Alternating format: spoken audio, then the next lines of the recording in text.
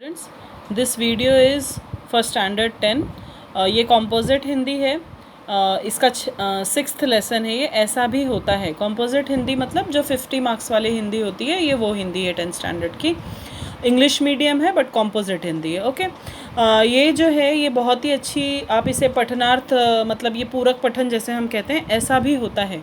इसे आप कविता समझ सकते हैं। ये बहुत ही अच्छी विधा है। विधा का मतलब क्या होता है? प्रकार। ये किस प्रकार की कविता है? ये सबसे छोटी कविता है विश्व की, और ये मूलतः जापान की लोकप्रिय विधा है। मतलब इस प्रकार की कविताएं जापान में लिखी जाती हैं, और बहुत ही सबसे छोटी मतलब विश्व की ये कविता है। 5वें दशक में शुरू हुई थी। हिंदी साहित्य ने खुले मन से इसे अपनाया है, स्वीकार किया है। और हाइकू में अगर आप देखेंगे तो 5 7 5 इस प्रकार के वर्ण होते हैं प्रत्येक। जो पहली पंक्ति आप जैसे एग्जाम्पल के लिए आप देख सकते हैं, गरजे मेघ सहमकर कांपी कच्ची दीवार। अगर आप अक्षर गिनेंगे तो ग र जे मेघ, ये 5 अक्षर हो गए। उसी प्रकार अगर आप गिनेंगे तो सहम कर ये 5 और कापी ये 2, मतलब टोटल 7 हो गया वर्ण। और तीसरी जो पंक्ति है उसे आप कहेंगे कच्ची। कच्ची में च आधा है तो उसे 2 ही गिना जाएगा। तो क और च ये 2 हो गए, और दीवार में 3, यानी टोटल मिला के फिर से 5 वर्ण हैं इसमें, यानी 5 7 5 यानी टोटल 17 वर्ण की एक पंक्ति होती है। इसे इस प्रकार के ढांचे होते हैं इसमें, ठीक है। तो ये जो एक हाइकू है, कविता है, बहुत ही सुंदर कविता है, और इसे अभिषेक जैन जी ने लिखा है। ऐसा भी होता है, ठीक है। और इस कविता में उन्होंने जो है हमें कवि ने गरीबी, थकान, वृक्षों के कटने के दुष्परिणाम, अनावश्यक अहम यानी क्या होता है? अहंकार, ठीक है, वृद्धाश्रम के दर्द और संस्कारों के अभाव, इन सारी चीज़ों के बारे में कवि ने हमें बताया है। बहुत ही अच्छी ये कविता है। इसे हम पढ़ते हैं। गरजे मेघ सहमकर कांपी कच्ची दीवार। इसमें थोड़े से शब्दों में बहुत गहरे अर्थ दे दिए गए रहते हैं। गरजे मेघ यानी मेघ गरज रहे हैं, ठीक है, मेघ गरज रहे हैं। खूब अहंकार, जैसे हम बोलते हैं ना, जो गरजते हैं वो बरसते नहीं, तो मतलब अहंकार जो है यहाँ पे हम देख सकते हैं कि उसके डर से एक मेघ ने गरज कर किसे डरा दिया है? कच्ची दीवार को। जो हमारे घरों की आज दीवारें कैसी हो गई हैं, कच्ची दीवारें जो हैं, तो मेघ ने अपने अहंकार में इस प्रकार डरा दिया कि हमारे घर की जो कच्ची दीवारें हैं वो कांपने लगी। यानी कहीं ना कहीं हमारा जो मॉरल बोलते हैं ना, हमारा जो विश्वास है वो धीरे धीरे डगमगाने लगा। लेकिन हम बहुत सारी चीज़ें देख सकते हैं, जैसे रवि चढ़ाए निर्मल किरणों से धरा को अर्घ। अर्घ्य मतलब समझते हैं आप? हम जल देते हैं, देखिए सूर्य देवता को हम जल देते हैं, उसी प्रकार तो रवि जो है, रवि यानी क्या है? सूर्य। तो सूर्य अर्घ चढ़ा रहे हैं यहाँ पे धरा को। धरा यानी धरती। तो सूर्य जो है वो जल दे रहे हैं, या धरा को अर्घ्य चढ़ा रहे हैं निर्मल किरणों से। देखो यहाँ पे जल देने का मतलब पानी नहीं है, यहाँ पे सूर्य जो है वो अपनी किरणों का अर्घ दे रहे हैं धरा को। आके पसरी थकी हारी किरण धरा की गोद में।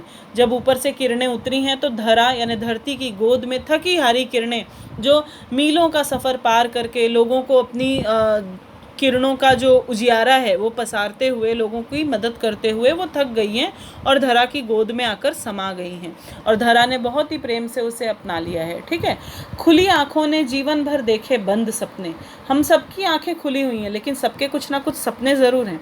सबने अपने जीवन में कोई ना कोई ध्येय बना रखा है।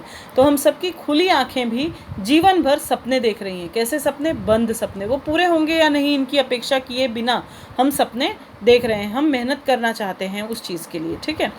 कट्टे तरु उजड़ा आशियाना रोए पखेरु। आज का जीवन लोगों का कैसा हो गया है? तरु, तरु का मतलब क्या है? पेड़। पेड़ काटे जा रहे हैं तो कौन रोएगा? पेड़ पर रहने वाले पखेरु। पखेरु यानी पक्षी। पेड़ों के कटने से सबसे ज़्यादा दुखी कौन है? पक्षी। और पक्षी क्यों दुखी हैं? क्योंकि उनका आशियाना, आशियाना यानी क्या होता है? उनका घर, यानी उनका घोंसला। तो उनका घोंसला जो है वो उजड़ चुका है, इसीलिए वो बहुत ही दुखी हैं, ठीक है। बच्चे पतंग माँ बाप थामे डोर छूते गगन। बच्चे क्या हैं? बच्चों को यहाँ पे कवि ने पतंग का स्वरूप दिया है। मतलब माँ बाप, बच्चे ऐसी पतंगे जिसकी डोर किनके हाथों में है? माता पिता के हाथों में।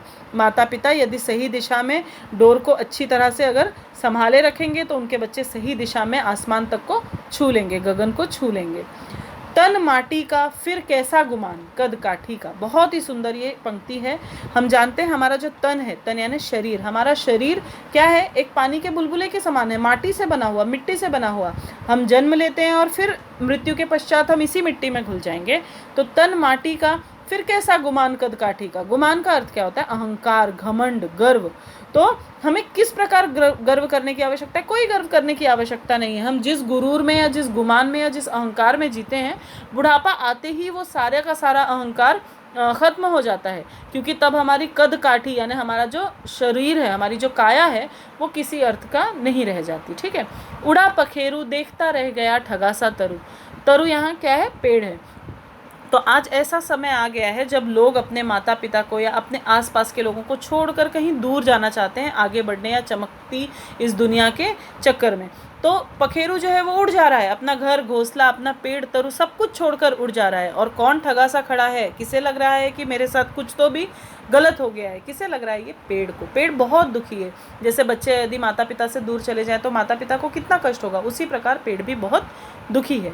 डाकिया चला बांटने सुख दुख भर के झोला। जरा आप अपने मन में इमेजिन कर लीजिए, एक डाकिया, डाकिया ने क्या था? पोस्टमैन। पोस्टमैन के पास एक झोला भर की चिट्ठियाँ होती हैं।